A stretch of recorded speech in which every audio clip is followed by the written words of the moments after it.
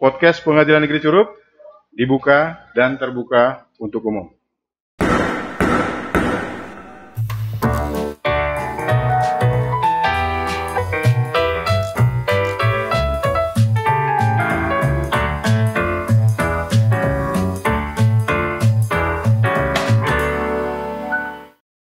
Assalamualaikum warahmatullahi wabarakatuh.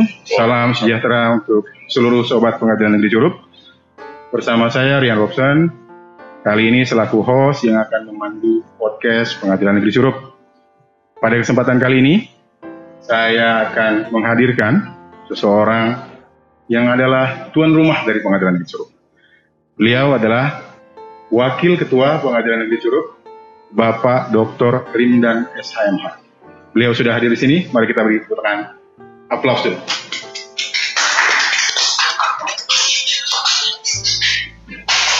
Selamat datang Pak di podcast Pengadilan Negeri Curup.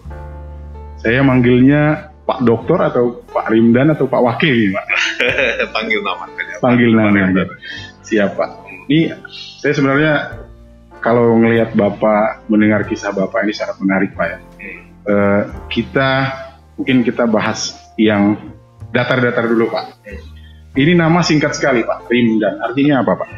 Wah itu kalau nama ya agak spesifik itu sebenarnya. Iya Pak. Jadi karena saya lahir bulan Ramadan, jadi mungkin orang tua mau buat nama Ramadan terlalu sama dengan bulannya gitu, bulan puasa. Oke. Akhirnya diplesetkan sedikit. Dibikin unik gitu ya Pak. Dibikin unik jadi Rimdan. Rimdan. Oh artinya itu lahirnya di bulan Ramadan. Saya juga baru tahu sekarang. Walaupun singkat namanya, sekarang jadi panjang ya. SHMH, ada doktornya. Ceritakan dong Pak, kok bisa akhirnya punya visi saya bisa menjadi S3 itu gimana? Jadi kalau masalah cerita motivasi memang agak unik memang saya, karena juga perjuangannya panjang kan, berangkat jauh dari kampung saya, merantau. Di mana itu Pak? Ya, di daerah Bengkulu Selatan pada waktu itu. Iya, kalau sekarang sudah terjadi pemekaran daerah Kabupaten Kaur. Jauh sekali ya? Jauh. Jadi merantau ke Bengkulu, akhirnya melanjutkan sekolah S1, S2 dan sampai S3 di Bandung. Di Bandung ya. Dapatlah gelar doktor ya. Gelar doktor. Yang namanya singkat jadi panjang. Jadi panjang. Luar biasa. Jadi bisa menginspirasi juga buat orang-orang di sana bahwa walaupun dari kampung kita bisa akhirnya berkarir di pengadilan negeri atau di Mahkamah Agung ya Pak. Iya, betul. Sebagai hakim Pak, saya pengen tahu juga nih, Bapak sebagai hakim itu ada nggak pengalaman menarik atau unik selama Bapak bertugas di pengadilan negeri Pak? Sebenarnya secara umum datar-datar saja sebenarnya saya. Jadi sejauh ini semuanya berjalan apa adanya sesuai dengan ketentuan. Mengalir saja gitu. Mengalir saja. Mungkin kalau nggak ada yang menarik dari itu, tempat-tempat tugasnya Pak, apakah ada yang menarik juga Pak? Kalau tempat tugas ini udah sangat sangat menarik untuk dibahas, karena bagi seorang hakim ataupun siapapun pegawai vertikal itu bersedia ditempatkan di seluruh di mana saja. Siap. Nah ternyata Indonesia itu nggak bisa nolak ya Pak? Tidak bisa nolak. Dimanapun kita ditugaskan harus berangkat. Harus berangkat. Kalau kita nolak ya taken kontraknya pensiun dini. Oh, siap.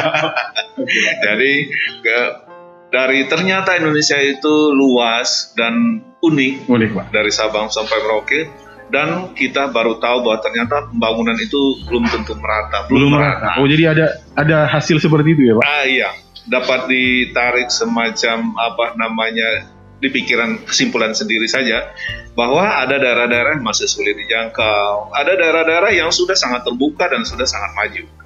Misalnya di Indonesia bagian timur atau tengah itu memang tidak bisa dipungkiri mungkin kemajuan secara infrastruktur fisiknya masih kalah jauh ya? Masih di bawah Indonesia bagian barat, misalnya Jawa dan Sumatera. Nah, jadi kita kadang-kadang berangkat ke sana yang tadinya transportasinya lancar, begitu tugaskan di tempat baru, ya kita kembali lagi kadang-kadang naik angkot yang masih berdebu-debu. Ini agak kaget juga gitu. Kaget juga. Oh kok begini gitu ya? Iya, saya seorang hakim ditempatkan di tempat terpencil, itu ada cultural lag nggak istilahnya? Masih, tapi kita sudah siap. Sudah siap. Karena secara mental sudah siap. Taken kontrak tadi ya. Secara mental kita sudah siap ditugaskan tempat daerah terpencil, kemudian kita bisa naik angkot kembali seperti apa masyarakat pada umumnya, kita sudah siap karena memang pada saat pembentukan misalnya itu sudah ditanamkan bahwa Indonesia itu dari Sabang sampai Merauke loh, tidak semuanya semaju Pulau Jawa, misalnya tidak semuanya semaju daerah lain, masih ada daerah-daerah yang sulit dijangkau, baik secara fasilitas umum maupun fasilitas sosial masih kurang begitu. Itu tadi tentang pribadi ya Pak. Jadi sekarang saya nih mungkin mewakili saja dari masyarakat umum Pak. Sebenarnya pengadilan itu, kalau masyarakat pengadilan itu tugasnya apa sih? Tugas pokok dan fungsi pengadilan itu apa?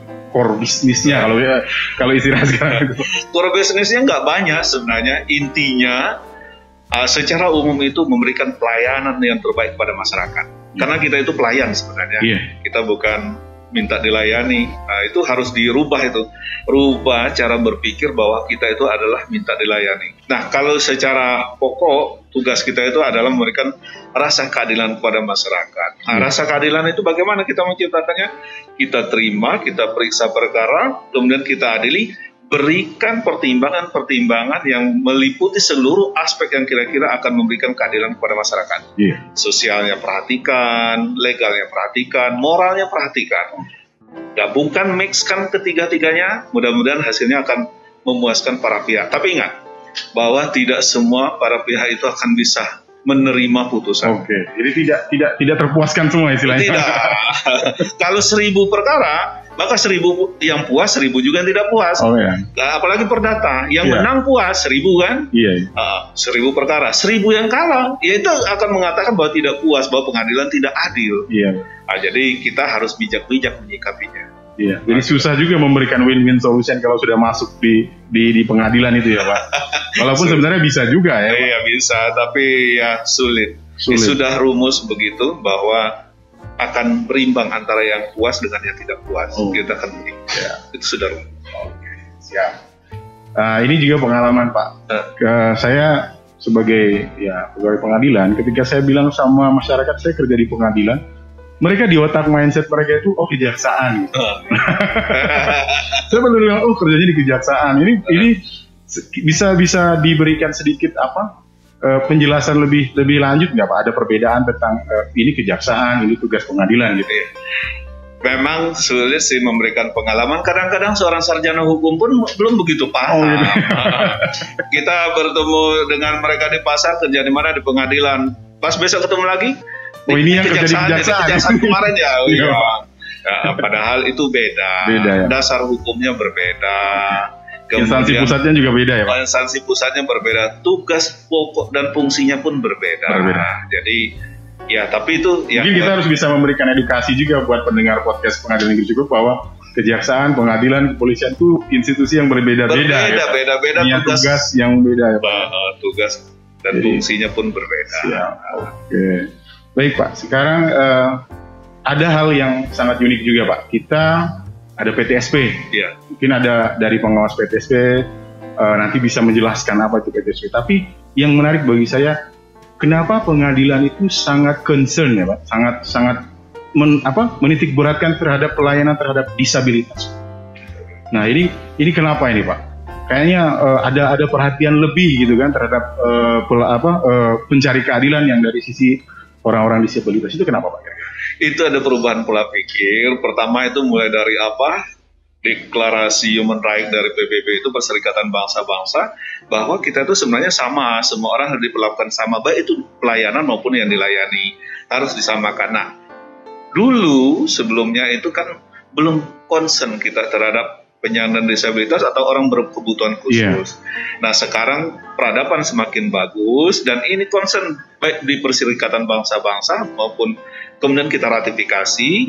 Nah, maka itu concernnya bahwa memang sekarang itu hak asasi manusia itu dijunjung tinggi dan lebih diperhatikan dibanding sebelum-sebelumnya. Jadi kita menyiapkan lah ya Pak, layanan-layanan. Akhirnya salah satunya adalah kita menyiapkan layanan tersendiri atau khusus di PTSP. Jadi kita siapkan layanan yang sangat mendukung, kemudian juga petugas PTSP-nya juga memberikan layanan-layanan khusus ya Pak terhadap petugas atau pencari keadilan atau masyarakat yang memiliki difabel atau yang kita sebutnya gitu ya Pak. Kemudian Pak, mungkin ini pertanyaan pamungkas nih Pak dari saya sebelum Bapak nanti kasih closing statement, yaitu paradigma baru pengadilan seperti yang Bapak sampaikan tadi Pak. Ada pola pikir yang baru bagaimana sekarang pengadilan itu seperti membuka diri gitu Pak. Jadi bagaimana pengadilan dulu yang dahulunya itu seperti orang takut datang ke pengadilan, sekarang pengadilannya itu seperti membuka diri kepada masyarakat. Ini kenapa Pak? Ini juga paradigma baru ini berjalan sesuai dengan peradaban baru.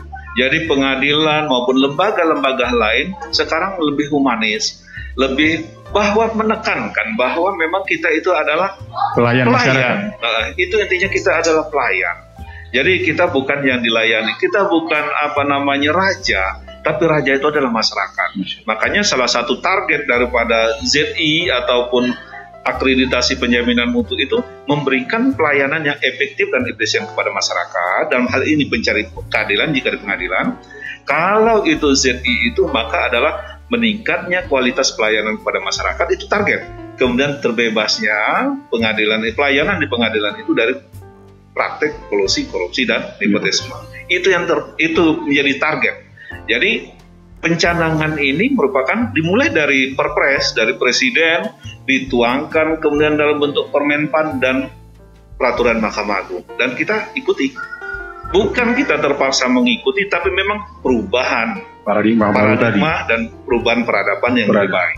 Luar biasa Pak. Demikian mungkin saya kira acara podcast kita Pak kali ini. Apa yang disampaikan tadi mudah-mudahan bisa menginspirasi para pendengar podcast atau sobat Pengadilan Negeri Curup. Sebelum saya tutup Pak, silahkan Bapak menyampaikan closing statement atau ada yang ingin disampaikan kepada para pendengar podcast kita Pak, baik. Penonton podcast kita. Baik, saudara pemirsa dan penonton sekalian yang berbahagia, closing statement saya untuk podcast kali ini adalah bahwa mari kita merubah budaya, culture mindset kita dirubah, bahwa kita adalah wajib memberikan pelayanan yang terbaik kepada pencari keadilan. Tekankan bahwa kita adalah pelayan untuk memberikan keadilan, bukan kita yang minta dilayani. Demikian closing statement dari saya. Terima kasih.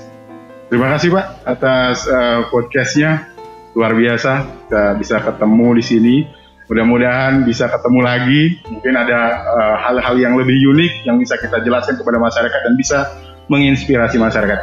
Dan kita tutup ya. Nanti kalau saya bilang podcast Pengadilan Negeri Curup, case close ya Pak. Kalau bilang gitu. Ya.